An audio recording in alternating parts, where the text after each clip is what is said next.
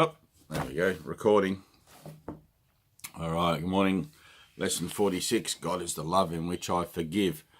And I love this lesson. Just the very first paragraph of this lesson, if you could hear it, let's say, as a new student, and the idea of a new student and an old student is the same thing. It's like it's really just a constancy of hearing and a constancy of remembering my function. But if you could just hear this one thing completely, that'd be it. You can throw the rest away. Ready? So, God does not forgive because he has never condemned. God does not forgive because he has never condemned, and there must be condemnation before forgiveness is necessary. You know, God does not forgive because he has never condemned. That's incredible.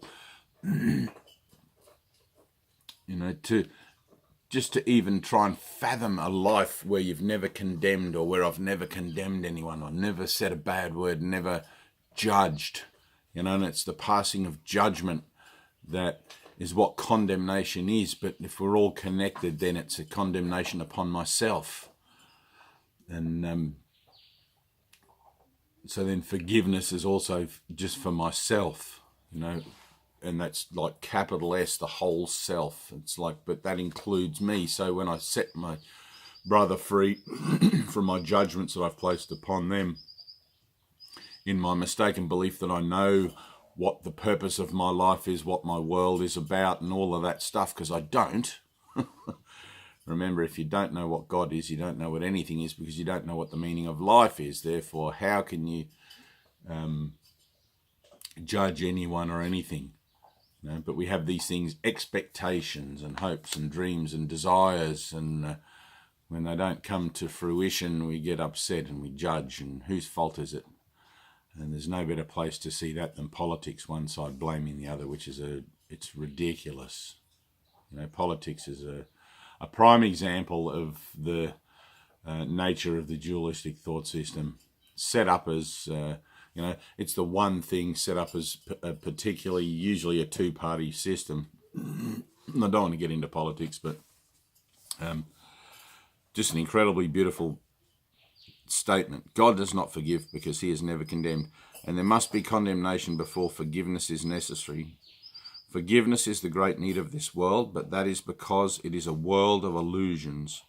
Those who forgive are thus releasing themselves from illusions, while those who withhold forgiveness are binding themselves to them. Right? You cannot proceed in the unraveling or the unlearning of your mind whilst you're holding grievances. As you condemn only yourself, so do you forgive only yourself.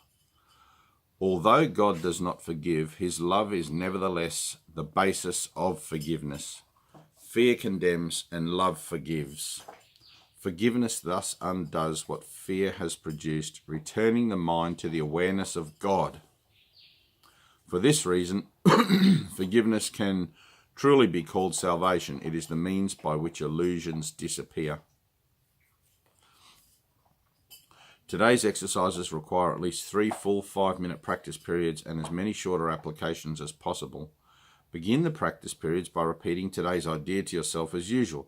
Close your eyes as you do so and spend a minute or two in searching your mind for those whom you have not forgiven. You can probably already figure that out without even needing to close your eyes. It does not matter how much you have not forgiven. You have not forgiven them entirely or not at all. Right? It's all or nothing. That's what I love about this course that makes it so simple. All or nothing. You're either in or you're out, hot or cold. You have forgiven them entirely or not at all. And one of the what would you call it? One of the proving points of having learnt the lesson of forgiveness is that you become grateful to the other person. And if you can find a sense of gratitude for the part that they've played in your life to give you the opportunity to free your mind from the bonds of the world and come closer to God. You might want to rewind that and listen to it. attitude of gratitude. If you are doing the exercises well, you should have no difficulty in finding a number of people you have not forgiven. It is a safe rule that anyone you do not like is a suitable subject. Mention each one by name and say, God is the love in which I forgive you, blank. The purpose of the first phase of today's practice is to put you in the best position to forgive yourself. Finger on the nose, keep your finger on your nose. After you have applied the idea for today to all those who have come to mind, tell yourself, God is the love in which I forgive myself. Then devote the remainder of the practice period to offering related ideas such as, God is the love with which I love myself. God is the love in which I am blessed. The form of the application may vary considerably, but the central idea should not be lost sight of. You might say, for example, I cannot be guilty because I am a son of God. I have already been forgiven. No fear is possible in a mind beloved of God. There is no need to attack because love has forgiven me. The practice period should end, however, with a repetition of today's idea as originally stated. The shorter applications may consist either of a repetition of the idea for today in the original or in a related form, or in a more specific application if needed. They will be needed at any time during the day when you become aware of any kind of negative reaction to anyone, present or not. In this event, tell him silently, God is the love in which I forgive you. Pretty easy one, that one. So search your mind for a couple of minutes and you'll find all the cast and crew of the play or the drama of your own experience in the world of death. All those who travelled with you, let's say from eternity, to play a part for you, to give you the experience that you wanted in your free will choice to have separation from source be something that you can experience. Right? They came with you at your request. They're playing the part perfectly. Right? As crazy as that sounds, I know. And some parts are quite tragic indeed. Right? So you have to really embrace the idea of forgiveness. Right? And the attitude of gratitude, it's like, wow, how grateful am I to have that person in my life to play that part for me.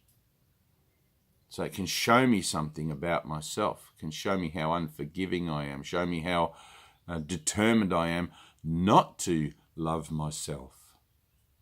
Right? To withhold that love from myself and to try to maintain the dream of death. Even though I'm telling myself I'm doing this thing because, you know, I want to love myself, I want to find God and da-da-da.